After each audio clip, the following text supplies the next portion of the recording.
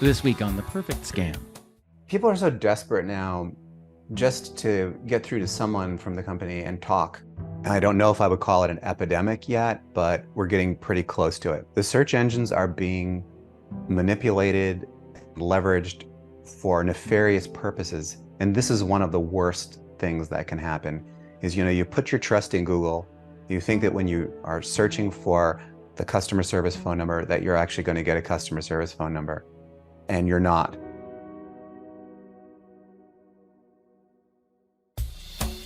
Welcome back to The Perfect Scam. I'm your host, Bob Sullivan. If you've heard it from me once, you've heard it 1,000 times. If you receive an unexpected phone call from a company, hang up and call them back on a number you know is valid. This advice is very, very crucial. But in today's story, we're going to go just a little bit deeper on this advice. How do you find a number that is valid? Well, this part is critical because it's important to understand that criminals have figured out how to deceive search engines like Google and manage to put in front of consumers fake phone numbers that look like they belong to the real company. It's sometimes called malvertising, malicious advertising. And when that happens, disaster can follow. That's what today's guest says happened to her right when she was already dealing with the worst kind of heartache that a mom can suffer. I actually have had 4 children, but I did lose my daughter suddenly to an invasive brain tumor in 4 months. I'm so sorry. That's terrible. Thank you for that. So I have 3 children at this time. That's Marcia Smith, who lives just outside San Diego. The terrible news came earlier this year, and Marcia barely had time to digest it before her daughter was gone. Marcia is a mom, a grandmom, a great-grandmother, and family is everything to her. Well, I have a son in Beacon, New York, a son in San Francisco, a daughter and her husband in Los Angeles, and I have 7 grandchildren and 2 great-grandchildren kind of spread out.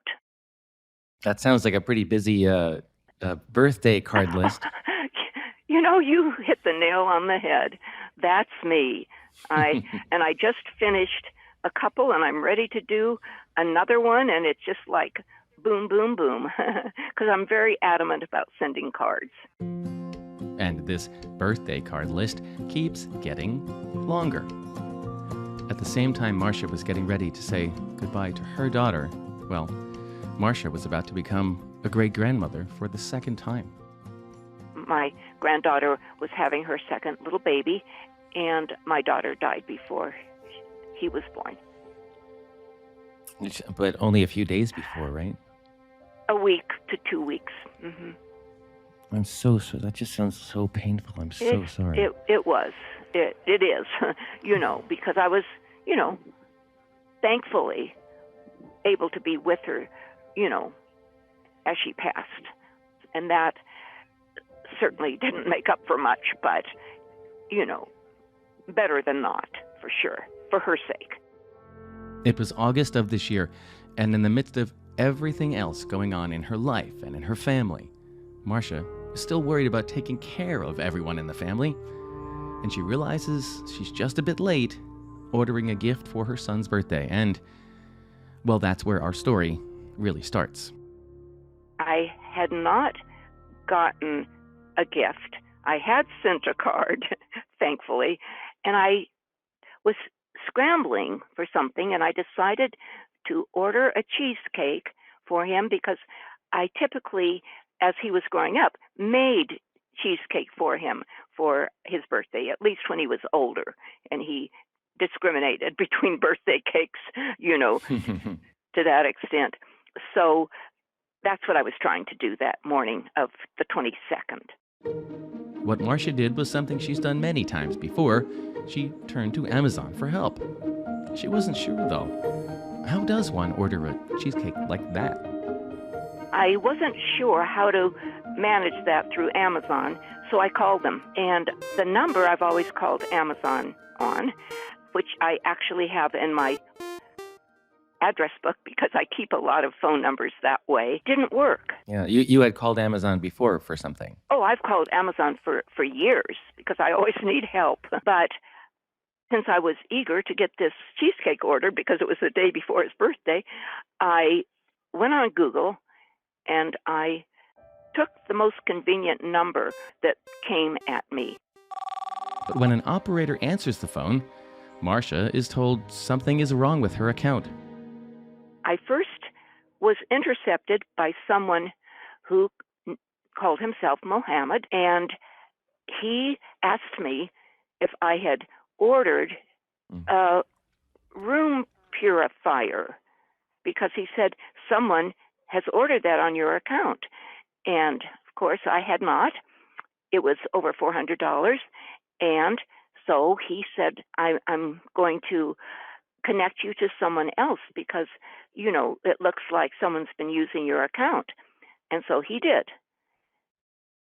He connected me to someone named Stephen, and he then connected me to another person. So he gave me his name as David Miller, and he gave me a lot of reason to be concerned. So concerned that the birthday gift immediately goes on the back burner. What was your emotional reaction to hearing that there was fraud on your Amazon account? Well, immediate concern, because I realized I could no longer pursue ordering a cheesecake under the circumstances. Yeah, so first problem is your son's not going to have a birthday gift. Right? Well, and never did receive one, by the way. Oh, no. Well, he's not a child, so yeah, I'm sure he got over it. But I'm yeah, sure but your day took a very hard left turn, though, right? Yes, my life did actually. Mm-hmm. So David Miller says he's taking a closer look at Marcia's account, and there's a lot more to be concerned about. He said he had information to give me, and he told me that it came through that investigative team. First thing he said was I had been spied upon by a very large network, so to speak, that came actually out of Russia. And he said that they were able to see everything that had to do with my financial information, and that they had taken $35,000 and they had channeled it into, some of these words are mine, a child pornography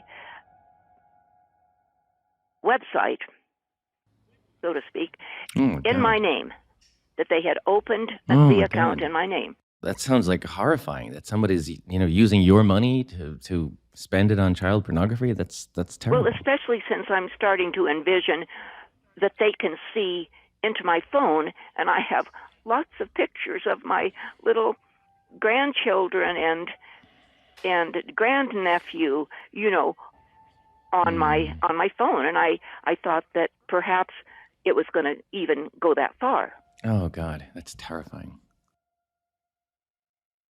David Miller tells Marcia he can help her, but she's going to have to trust him. What did he say? How is he going to help you?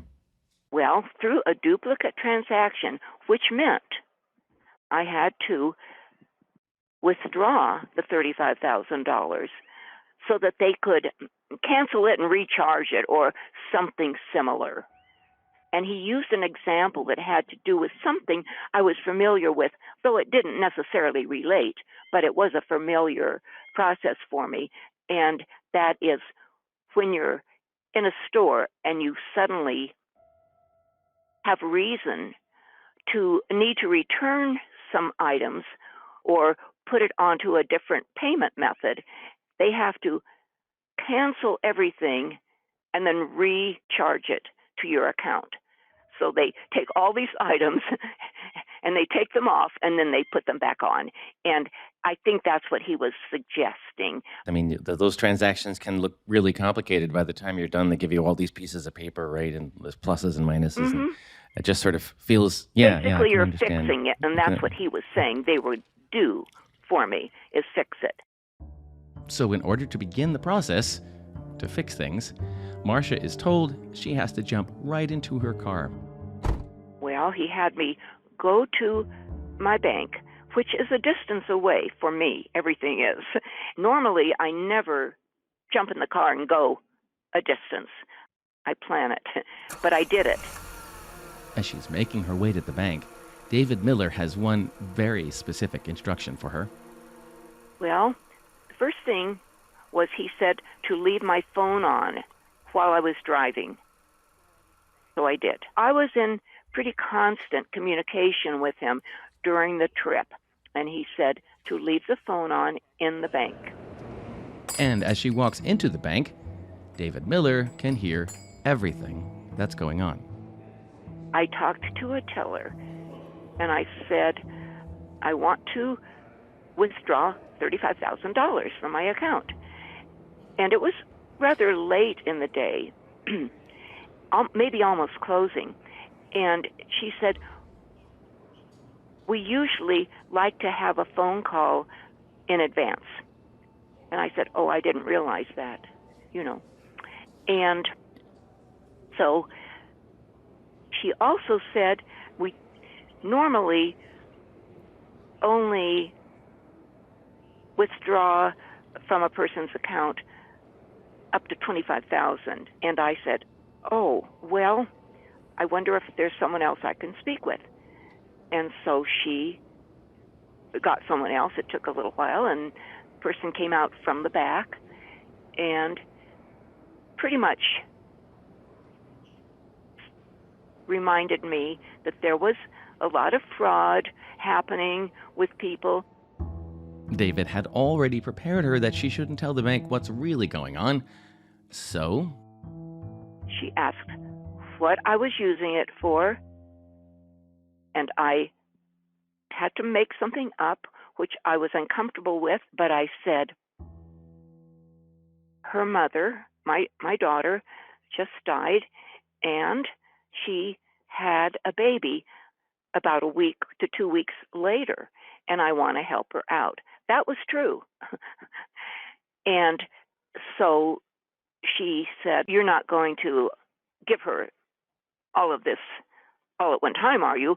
And I said, oh, no, I'll dole it out as needed. And then she asked where my granddaughter, who I mentioned as the recipient of these funds, lived. And I said, a town that was nearby. And then she said, oh, good. She said, I'm relieved that she's at least, close. That's apparently enough to satisfy the bank, which then gives the $35,000 in cash to Marcia. And then she did not walk me to the door, and she did not check me getting into my car, which I later thought, well, that's something that certainly should be done. I want to mention also something that is pretty significant. They gave me the cash in a box that had penny rolls in it. So on the outside of the box, you saw that box came from a bank. And I was anxious to move on and get to where he wanted me to go next. So put the box right on my front seat. I'd be so nervous driving around with money like that, yeah. Yeah, that's what can happen when someone hands you that much money and you are feeling the urgency of being a victim and wanting to correct that as soon as possible. So Marcia tells David she has the money, and he gives her a new set of instructions.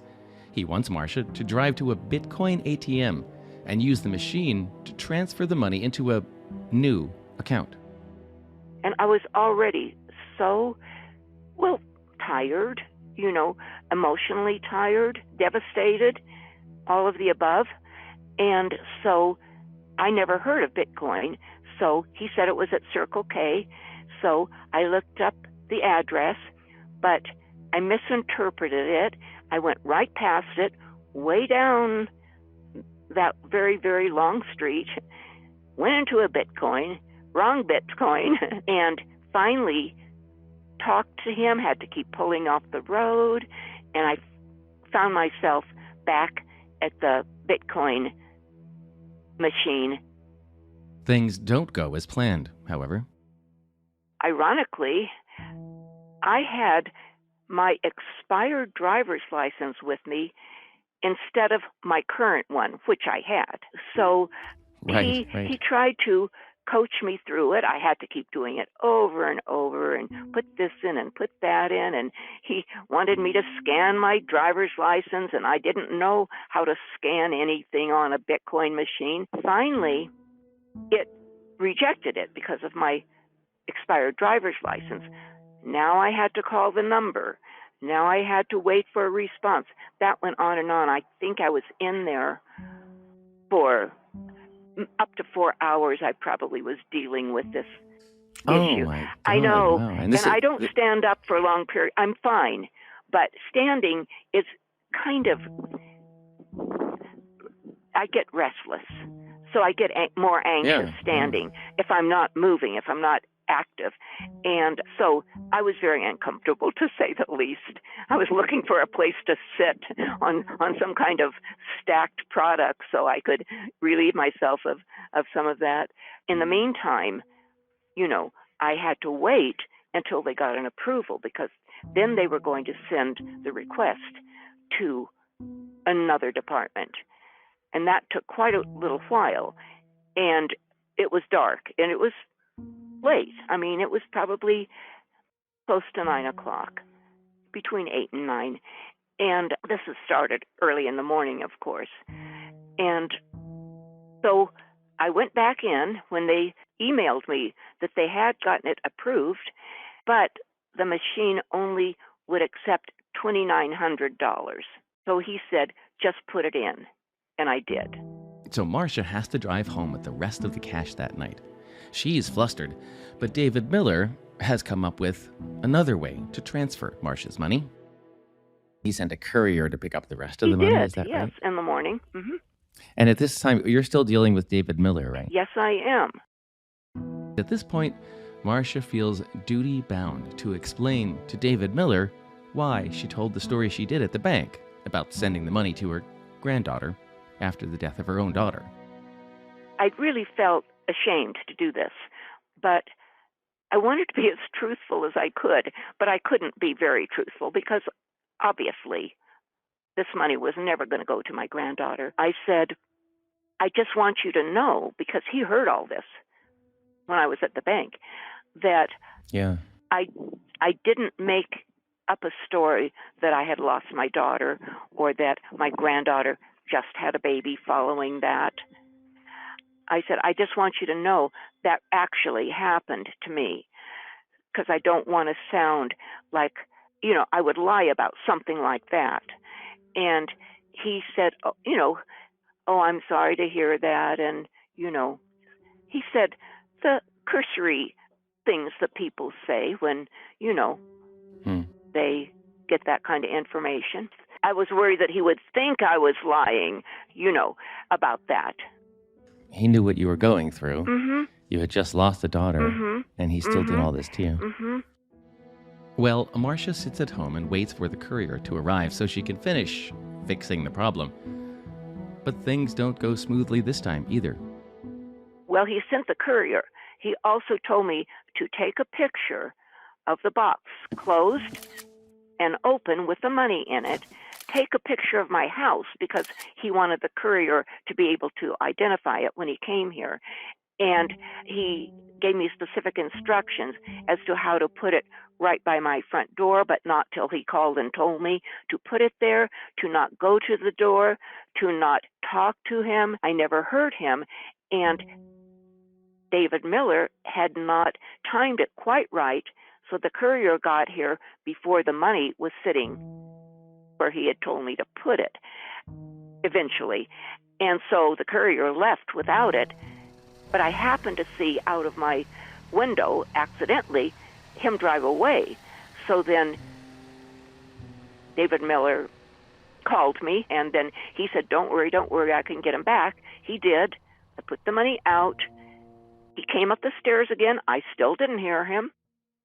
The courier on his way, Marcia awaits instructions on how she'll get back the $35,000, but instead, she soon hears even more bad news from David Miller.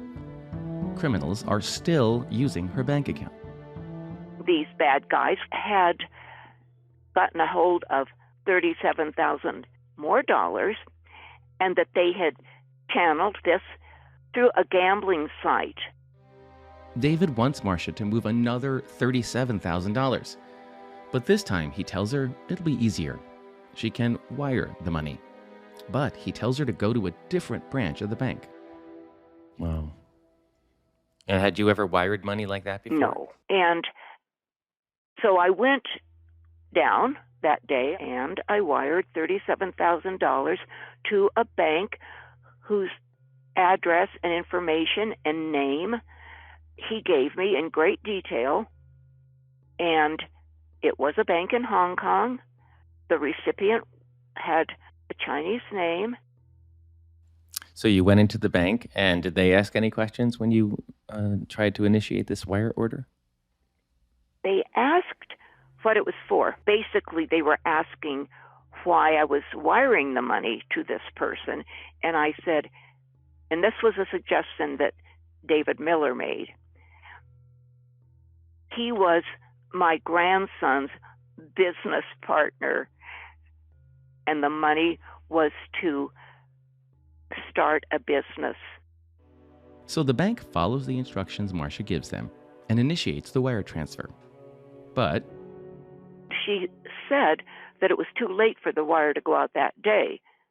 And so I went back to my car, and now David Miller wants me to take a picture of every page that she had given me of the wire transaction, my driver's license front and back, and email them to him. And I remember it was so hot, I was so uncomfortable, I had to move my car over to a shady place so I could concentrate and do it.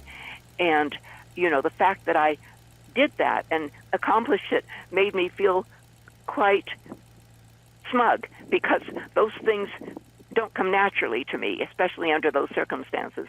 So I did manage to do that. I drove home that night, but I was worried about that wire going out. And so I checked, and it had gone out in the morning of the next day. But even as she calls the bank the next morning, and now it's a Friday morning, she starts to have strange feelings about all that is happening to her. Because I believe I started at some point having qualms about what had happened and the meaning of it. I think it was a culmination of things. One of the key things he said from the start, don't talk to anybody about this, not your family. And I'm close with my family, and I discuss a lot of things with my family. I never told my family anything. He said, don't call them. Don't use your phone. Disconnect your landline. It just came over me. But what does she do with these concerns? Who does she call? At this point, Marcia seems sure David Miller can listen in on her conversations. And I was afraid to use my phones because I thought that they had access to everything now. And by they, I mean David Miller and the investigative team. And so I went to my neighbors, who's right behind me, and asked to use her phone and told her why. And she let me. That was late on Friday of the 25th. Marcia wants to call the bank, but her neighbor insists she called the police first. I talked with him. I was sort of disconcerted with his response and discouraged. So I said, you know, I'm not going to file a report now. I want to call the bank because they're going to close. And then I called the bank. So she calls the bank then, and that doesn't go well. I spoke to a total of a minimum of 3 people that evening. The bank took down the information in a cursory way. He then proceeded to have me speak to a third person, and I'm not sure what led to that, but fundamentally what she was letting me know was the bank had no responsibility in the situation because I had voluntarily withdrawn my own money. And the sheriff said the same thing to me, and that didn't make me too talking with him further because he was so negative about it. So Marcia has to wait all weekend, wondering what she might possibly be able to do. But on Monday, things don't get any better. Several people at the bank tell her there's nothing they can do. One employee finally offers, I guess I could let you talk to the wire recall department, and that's the first time I ever heard there was such a department. And this was Monday, I would say around 10 o'clock in the morning, when in fact, technically speaking, if they were interested, they could have done a wire recall Friday night. Right, timing is of the essence here. That's really unfortunate. Yes. And so I did speak with someone in the wire recall department. She did give me a number. I think the number was for the case that she was making to recall the wire. And she told me that they should have told me about that opportunity with the first phone call I made. And I, like I said, spoke with 6 people before I spoke to her. And it was only that last person that told me because I kept persisting because I felt uneasy that everything that was possible had been done. And that's why I ended up having that wire recall person speak to me. But it's too late. By Monday, she's told the wire can't be stopped. Well, it was very frustrating to me. And furthermore, I had already dealt with the police department and 2 detectives prior to this. That was also frustrating because I do not feel that they were acting expediently. I had filed a particular important form for the FBI. For what end result, I'm not sure. Certainly, so far, not to my own benefit. And so this issue with the bank was on top of disappointment with the way that law enforcement had handled it. Marcia has since filled out paperwork with everyone she can think of, but no one has been able to help. And so the most recent news is you got a letter from the bank saying, again, there's nothing we can do. Is that right? That's the most recent news I've had with regard to the bank. When I reported it, apparently that created a claim, unbeknownst to me, and the letter was in response to my claim, which, of course, they just reiterated that it was my, responsibility ultimately, and not theirs at all. So within just a few days, Marcia has to accept the loss of her daughter to cancer and the theft of about $75,000 from her bank. And there's also a new baby in the family. But how could not all of this life activity, how could that not have something to do with what you went through here with the bank? I mean, of course they're connected, right? It's hard to think that it could not have touched my reaction. And I think perhaps in this way, I didn't realize that I was more needy than usual. I mean, more needy than I would have suspected I was for having lost my daughter, because you're coping, you're in denial, you're being strong, you're trying to go on for your other family members as well as my daughter, and it puts you in a place that you don't even consciously realize you're in, I think. And now Marcia has been put in a place that just makes her life that much more difficult. This is a lot of money to you, right? It's a lot of money. It was devastating, the amount of money. And I, like so many others, I'm not complaining, I'm thankful for it, live on Social Security. I've made some pretty frugal choices in my life, and so I'm in the habit of living, close to my Social Security income. However, things come along, and things will come along that mean you need something to fall back on, unless you want to fall back on your children, which I don't, or your siblings, which I don't. And so this, for the most part, amount of money I had, ironically, was through my parents, directly from my father, who lived to be 95. And so I had it for a time, but I had held on to it, and I had never used any of this amount for anything frivolous or even necessary, like repairing my home, This criminal stole the money that your parents provided for you. Exactly. Yet another trauma Marcia has to live through now. A criminal stole money her parents saved their whole lives to give her for emergencies, money she never even spent on home repairs that she was saving for a rainy day. We asked Chase about Marcia's situation, and they sent us this statement.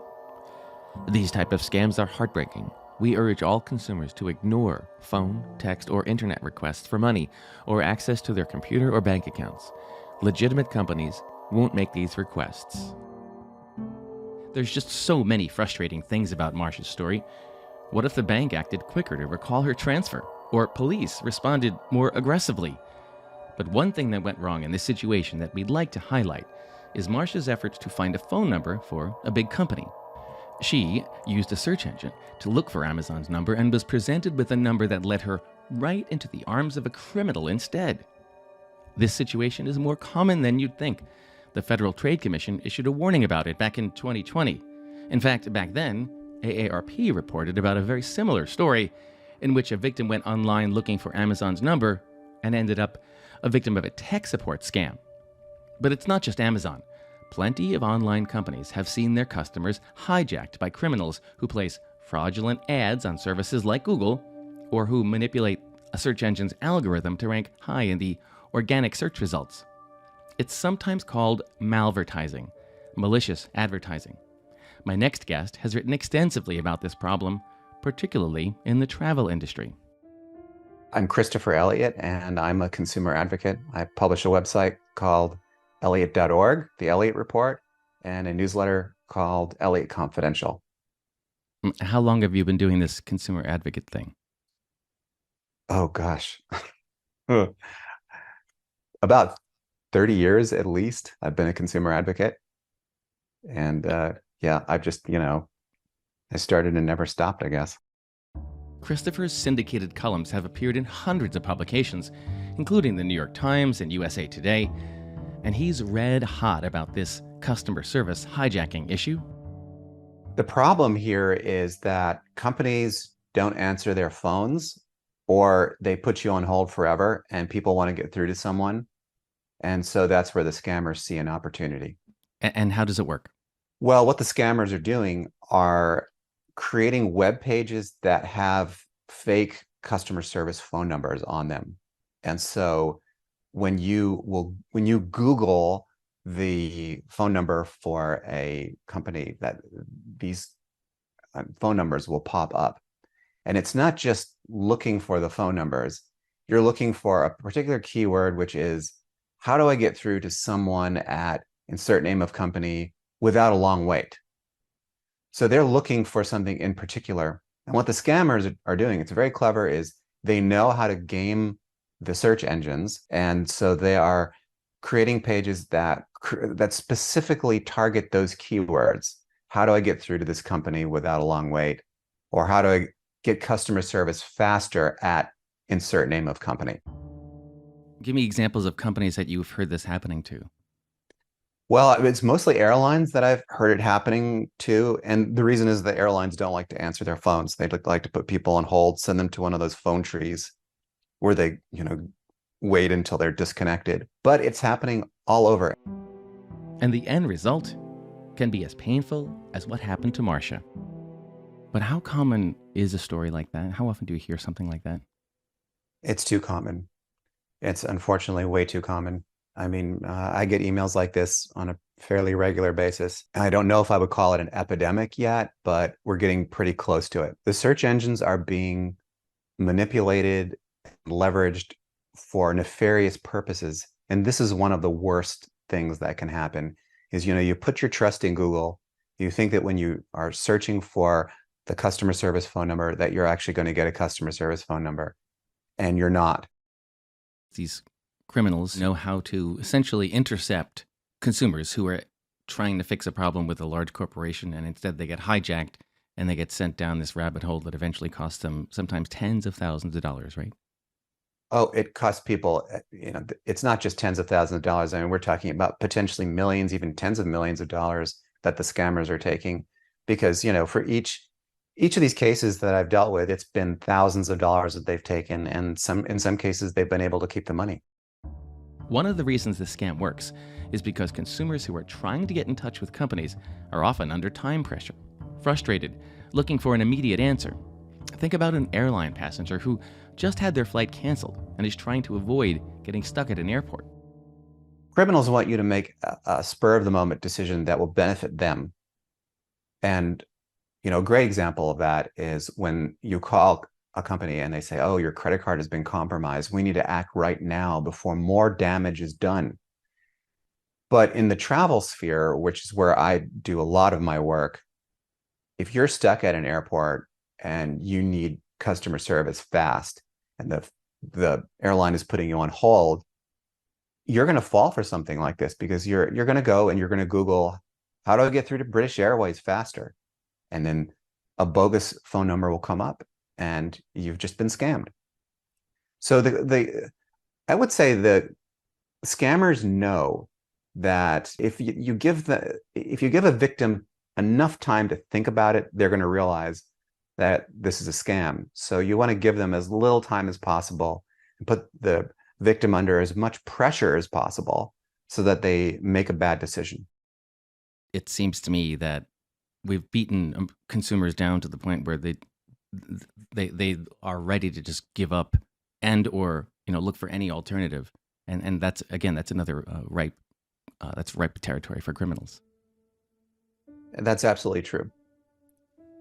I think people are so desperate now just to get through to someone from the company and talk. So what's the right way to get through to customer service? Well, one of the things that I would say is don't go online and look for a customer service phone number. Don't go on your favorite search engine, Google, Bing, DuckDuckGo, because search engines can easily be manipulated by scammers. So instead, go directly to the company's website. I'll give you a little hack. If you are looking for a phone number and it's not immediately available, you can just go to the search engine and type the word site : and then the URL, so apple.com, for example, and then a space, and then customer service phone number. And usually what that'll do is it'll tell the search engine to just search that website for that keyword. And so you know that you're not going outside of that website, you're just searching the company's website for a customer service phone number. That's what I would do. And if you do need to go outside of the company's website because they're not providing the service that you want, go to a trusted website that lists the phone numbers of these companies. I think that's a really important point, but I don't want to miss this point. We tell people constantly, when you are have a problem with the company, don't just answer a call or a text. Make sure you go to the company website yourself. Go to the phone number on the back of your credit card, for example. Don't just answer the call that says it's from the bank. But I think most people hear that as, well, go to Google and look for the right phone number. And so I feel like we're now asking an awful lot of people that we've given this sort of advice to for a long time, go online and find the phone number. Well, they can't quite go online and find the phone number. Now they have to do it a particular way and remember it in the middle of this crisis. I feel like that's even more of a challenge for some people. Oh, it is. People should not have to do this. It's terrible that we have to give all this advice. We should be able to trust a search engine. We should be able to know that we're going to get the right phone number when we do a search. But Chris, who spends his days helping consumers resolve problems with corporations, has another piece of advice for consumers looking to reach companies. Calling isn't necessarily the best way. As I keep saying, that's really the wrong way of resolving a customer service problem. You want to stay off the phone. You want to take your time, send a message or an email so that you have a paper trail, evidence that you've contacted the company, and then build on that paper trail, wait for the response, give the company a little bit of time. Build your case. This is a lot like a court case. Build your case, make sure you have all the documentation. And then if you need to, you can always forward that to a manager or supervisor. The scammers are preying on people who desperately need an answer right now. And so if you can avoid having a situation like that, then you probably can avoid the scam. A lot of people, once they think about their problem, they're like, oh yeah, I could have maybe waited a day or two for a response, or I could have gone online and initiated a chat instead of having to have this answered in real time by a real person.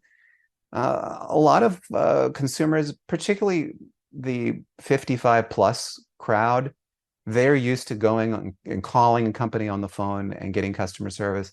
But nowadays, you can go to companies' website, you can go to their Facebook page, and you can get you can initiate a chat or send an email, and you can get customer service that's actually much better than what you would be getting on the phone. Now, you said, because I believe the victim in this story is one of those consumers. People still like to call and get a human being. So her first impulse is to call Amazon and talk to customer service. But it sounds to me like you've already hinted at this.